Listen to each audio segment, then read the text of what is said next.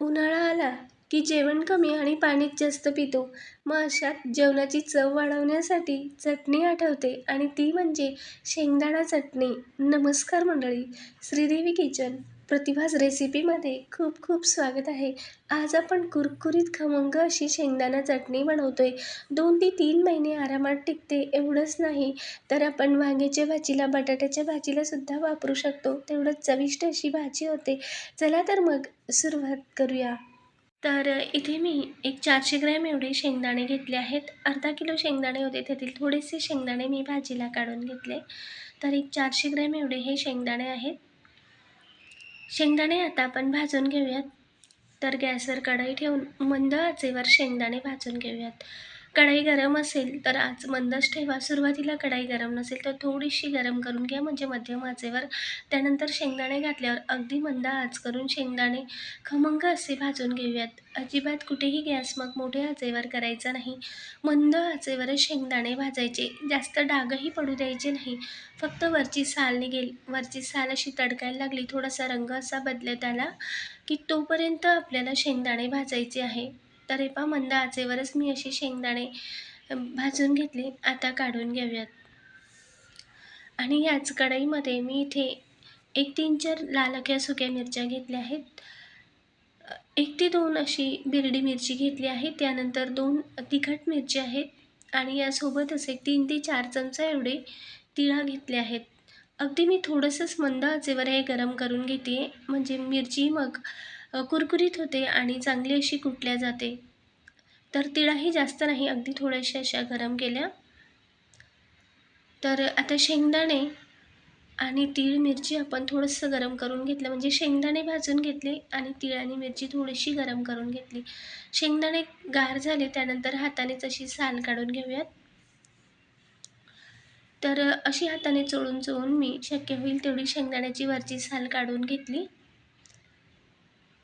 आणि आता शेंगदाण्याची साल काढून झाल्यानंतर आपण जी भजी तळतो त्या झारणीने मी असं हे चाळून घेते, म्हणजे याची जी साल आहे ती खाली पडते आणि शेंगदाणे असे वरतीच राहतात.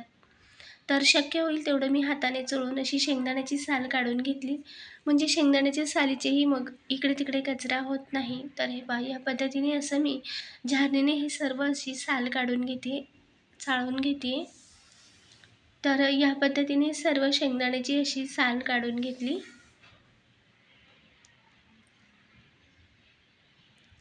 तर शेंगदाणे असे वरती राहिले. हे पहा, अगदी एवढी अशी याची साल निघाली, म्हणजे आपण डस्टबिनमध्ये कचरा डब्यात अगदी पटकन अशी टाकता येते. इकडे तिकडे सालही मग उडत नाही. त्यानंतर एवढ्या शेंगदाण्यासाठी मी इथे लसूण, मिरची, जिरे किती घेतले ते पाहूयात. तर शेंगदाण्याची साल काढून झाल्यानंतर इथे मी याचं साहित्य दाखवते. तर इथे बेरडी मिरची घेतली आहे मी, एक 1.5 ते 2 एवढी बेरडी मिरची. यांनी रंगही छान येतो, चवीलाही छान असते, कमी तिखट असते, अजिबात तिखट नसते. आणि ही जी दुसरी मिरची ती थोडीशी तिखट आहे. याऐवजी तुम्ही अजून मिरची घेऊ शकता. मी इथे मिरची पावडरही घालणार आहे. मी अगदी थोडीशी मिरची घेतली, थोडेसे गरम करून घेतले मिरच्या आणि 3 ते 4 चमचा एवढे भाजलेले तीळ, एक 30 ते 35 एवढ्या लसण पाकळ्या, यासोबतच 1 ते 1.5 चमचा एवढे जिरे घेतले आहे आणि 1 ते 1.5 चमचा एवढे धने पावडर, अर्धा चमचा हळद आणि चवीनुसार मीठ. आता शेंगदाण्याची शक्य होईल तेवढी साल मी काढून घेतली होती. तर एक 400 ग्रॅम एवढे हे शेंगदाणे आहेत. आता पुन्हा आपण शेंगदाणे तेलात थोडेसे असे भाजून घेऊयात. आपण अगदी खमंग मंद आचेवर साल काढेपर्यंतच भाजले. आता त्याच कढईमध्ये अजून तेल घातले, एक 5-6 चमचा एवढे तेल घातले. नंतर आपण कुटतानाही थोडं थोडं तेल वापरू, किंवा तुमच्या आवडीनुसार तेल तुम्हाला जसं लागेल तसं या चटणीत घालू शकता. तेल अगदी थोडंसं साधारण गरम झालं तेव्हा जिरे घातले. जास्त लाल करायचे नाही, म्हणजे जिरेचा जास्त काळपट रंग नाही झाला पाहिजे. आणि त्यानंतर इथे लसूण पाकळ्या घेतल्या. तर यातील मी अजून थोडेसे लसूण बाजूला काढून ठेवले. एक 9-10 लसूण पाकळ्या यातील बाजूला काढून ठेवल्या. तर हे पहा, मंद आचेवर सुद्धा लसूण असं मी या तेलात परतवून घेतला. तर अजिबात असा काळा किंवा लाल झाला नाही. लसूणसुद्धा चांगला आतपर्यंत खमंग असा तेलात तळला गेला. आणि याच तेलात आता मिरची आणि शेंगदाणे घालूयात. गॅस मी मंद आचेवरच ठेवला आहे. लसणाचा मस्त असा सुगंध यायला लागला की तेव्हा शेंगदाणे घालायचे आणि मंद आचेवरच आता यातही परतवून घेऊयात, म्हणजे आतपर्यंत शेंगदाणे चांगलेच भाजले जातील. गॅस कुठेही मोठ्या आचेवर करायचा नाही, मंद आचेवरच ठेवायचा. अगदी चटपटीत खमंग अशी ही शेंगदाणा चटणी होते. तर मंद आचेवरच मी तेलातसुद्धा जिरे लसणासोबत भाजून घेतली 4 ते 5 मिनटं. त्यानंतर यातच आता तिळा घातल्या. तीळ आधीच आपण थोडीशी गरम करून घेतली होती. तेलात अजून शेंगदाण्यासोबत आतपर्यंत चांगलं तीळ आणि शेंगदाणे भाजले जातील, म्हणून शेवटी मी अशी तीळ घातली. आणि आता गॅस बंद करूयात आणि गरम कढई आहे म्हणून उलटपालट करून घेऊयात. अगदी अजून मी एखाद मिनटं असं गरम कढईतच उलटपालट करून घेतलं. मंद आचेवर असं भाजलं की 2 ते 3 महिने काय 3 ते 4 महिना ही शेंगदाणा चटणी आरामात टिकते. तर हे पहा, रंगही थोडा बदलला आहे. इतपत आपण चांगलं आतपर्यंत शेंगदाणे भाजून घेतले. गॅस मगाशीच बंद करून गरम कढईतले शेंगदाणे मिरची आता आपण एका ताटात काढून घेऊयात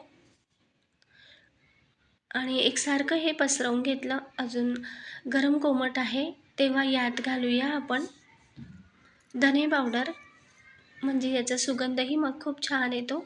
थोडीशी अशी धने पावडरसुद्धा यात गरम होऊन जाते, थोडी अशी भाजल्यासारखी होते गरम शेंगदाण्यात, तर मग सुगंधही मस्त येतो. कुठल्याही भाजीत जर आपण ही शेंगदाणा चटणी वापरतो तर खूप छान टेस्टी भाजी होते आणि सुगंधही छान येतो.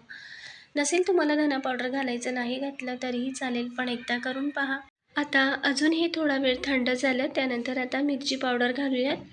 तुम्ही तुमच्या तिखटाच्या आवडीप्रमाणे लाल तिखटाचं मिरची पावडरचं प्रमाण कमी अधिक करू शकता. मी इथे 2 चमचे एवढे लाल मिरची पावडर घातलं. त्यानंतर चवीनुसार मीठ आणि हळद. आता हे सर्व आपण मिक्स करून घेऊयात.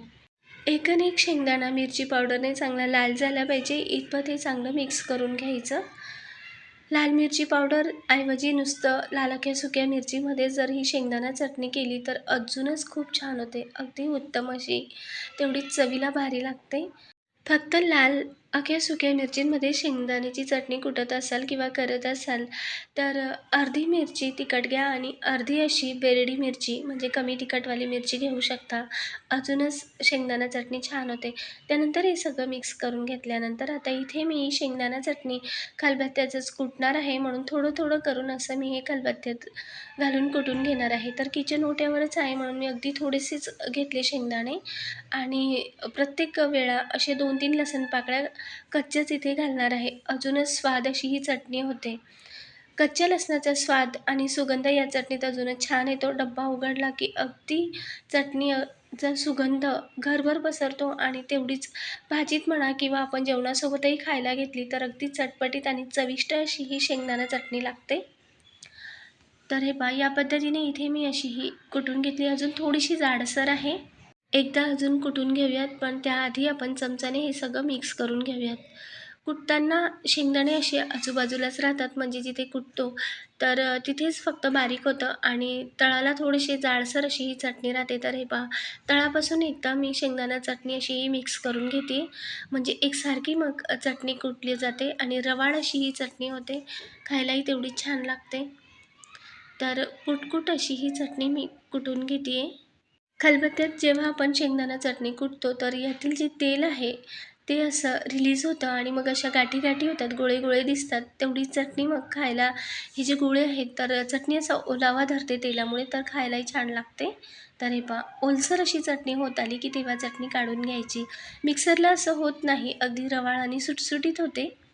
तर हे पहा, खलबत्त्याला सुद्धा चटणी अशी लागली आहे, तीही चमच्याने काढून घेऊयात, म्हणजे यातील तेल सर्व रिलीज होतं, शेंगदाण्यातील तेल निघतं आणि मग तो ओलावा धरून अशा अगदी गोळे गोळे होतात. तर हे पहा, अशा गाठी झाल्या आहेत, म्हणजे चटणी आपली अगदी अशी छान होते. कुटल्यामुळे अजूनच चटणी छान लागते. मिक्सरला असं होत नाही, पण नसेल वेळ तर तुम्ही मिक्सरलाही फिरवून घेऊ शकता. एवढा काही जास्त चवीत फरक पडत नाही, पण अशी कुटलेली चटणी छानच लागते, उत्तमच. तर हे पहा, यात थोडेफार असे जाड शेंगदाणे राहिले. खलबत्ता लहान आहे म्हणून थोडेफार जाडसर अशी शेंगदाणे राहिले आहेत, तर ते मी अशी काढून घेते वरच्यावर. आणि त्यानंतर यात राहिलेले शेंगदाणे असे थोडे थोडे करून यात घालूयात. अगदी थोडे थोडे करूनच असे मी कुटून घेते आहे. खलबत्ता लहान आहे म्हणून थोडा वेळ लागेल. खलबत्त्यात थोडा वेळ लागतो, पण चटणी मात्र फार छान होते. अजिबात तुमच्याकडे वेळ नसेल तर मिक्सरलाही फिरवून घेऊ शकता. तर मी थोडं-थोडं करून या पद्धतीने इथे चटणी ही अशी कुटून घेते तर असं प्रत्येक वेळा मी 2-3, 2-3 लसूण पाकळ्या घालते तर अशा 9 ते 10 पाकळ्या मी 1 ते 2 करून सर्व बॅचमध्ये कुटून घेतल्यात आणि सर्व चटणी कुटून घेतली आणि एका ताटात काढून घेतली.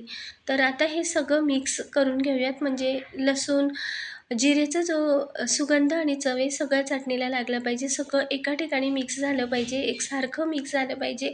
नाहीतर लसूण, मीठ असं चांगलं मिक्स होणार नाही. तर हे पहा चटणीला खूप छान असा रंग आला आहे. पण इथे मी सकाळी पहाटे 4:30 ते पावणे 5ला ही चटणी बनवली म्हणून थोडंसं तुम्हाला अंधारात फिक्कट रंग दिसतो आहे.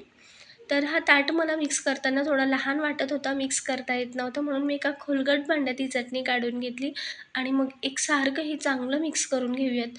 चांगलं 1-2 मिनटं मी चमच्याने एकसारखं हे मिक्स करून घेतलं म्हणजे लसूण, जिरं, मीठ एकसारखं होईल. तर हे पहा सगळं हे मिक्स करून घेतल्यानंतर आता चटणी आपण एका डब्यात भरून घेऊयात. तर चटणी भरताना आधी बरणी, काचेची बरणी किंवा डबा जो काही असेल तो अगदी साफ करून कोरड्या कपड्याने पुसून थोडंसं असा गरम करून घ्यायचा किंवा थोडंसं उन्हात ठेवला 2-3 मिनटं डब्बा किंवा बरणी तरीही चालेल आणि मग त्यानंतर यात अशी चटणी भरायची. 3 ते 4 महिनेच काय 4-5 महिने ही चटणी आरामात टिकते जास्त प्रमाणात करत असाल तर. अर्धा किलोला थोडीशी कमी अशी ही चटणी झाली. आवडल्यावर लाईक करा, शेअर करा, सबस्क्राईब करायला विसरू नका. कमेंटद्वारेही नक्की सांगा. अशाच नवीन चटपटीत रेसिपीसोबत पुढच्या भागात पुन्हा भेटूया. धन्यवाद.